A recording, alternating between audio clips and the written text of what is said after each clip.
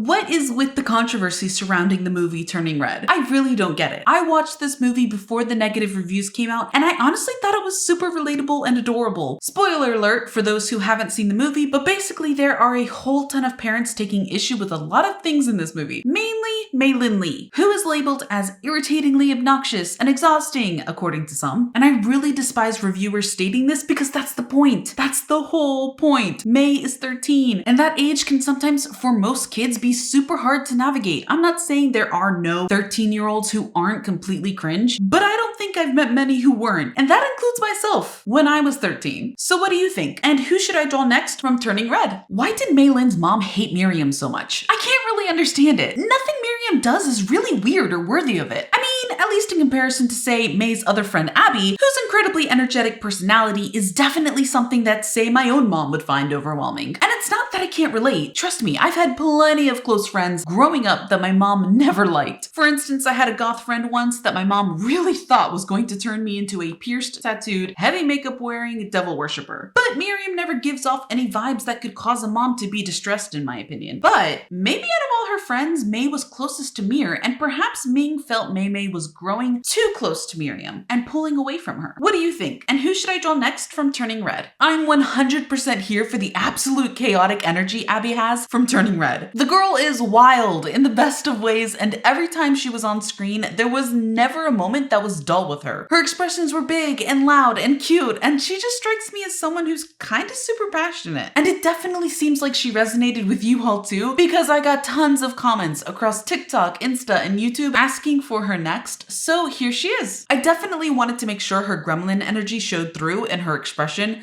and I think I captured that. I also feel like if a spin-off show were made from Turning Red, Abby would be perfect for it. I'd totally watch a series based around her wild antics and just general off-the-wall personality. So follow for more, and who should I draw next from Turning Red? Did Priya's queer representation arc get axed by Disney? Recently, I've been reading comments on my Turning Red series stating that they haven't watched the movie due to its homophobia. I got confused at first as I didn't know exactly what they were referring to, but I looked into it and it seems Priya may have had an actual queer story arc that Pixar wanted but Disney cut. We definitely see it in a very you might just miss it if you're not paying attention sort of way when Priya interacts with the goth girl at Tyler's party. Regardless, it's disheartening to know this, as there are plenty of LGBTQIA+ teens who could have seen themselves in Priya, but once again we're denied that as this isn't the first time Disney does this. So what are your thoughts? And who should I draw next from Turning Red? Recently read a comment about Tyler from Turning Red saying that he probably bullies Mei-Lin because he likes her.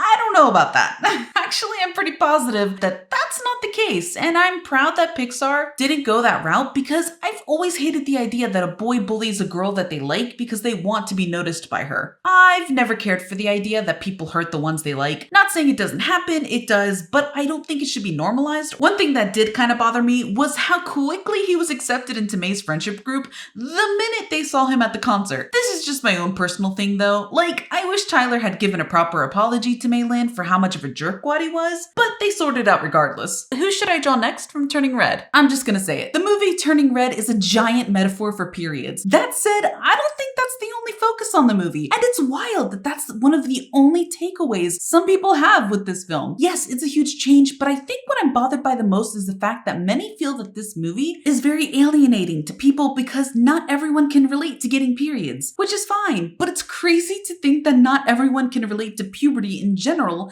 because I'm pretty sure almost every human goes through it. And I feel that that's the biggest thing about this movie, not just periods only, but puberty in general. So here's my take on Mei-Lin Lee in her panda form, and who should I draw next from Turning Red? Super cringe story time. So the biggest reason I relate so much with Mei is because of her scenes where she begins drawing herself with Devin the clerk. At 11 years old, I unfortunately drew very similar pictures of me and the person that I had a crush on at the time, and a friend I had took them, and because she thought they were funny, she ended up showing them to my crush and at school. Naturally, I was horrified for weeks. I'm not sure how I ever recovered from that. But regardless, it was so surreal to watch Mei suffer in a very similar way at almost the same age I had. Although I can't quite decide if being publicly embarrassed by your mom is worse or by someone you thought was your friend. Because I was able to ditch my friend, but we see Mei just sort of grin and bear it since it's her mom. What do you think? And who should I draw next?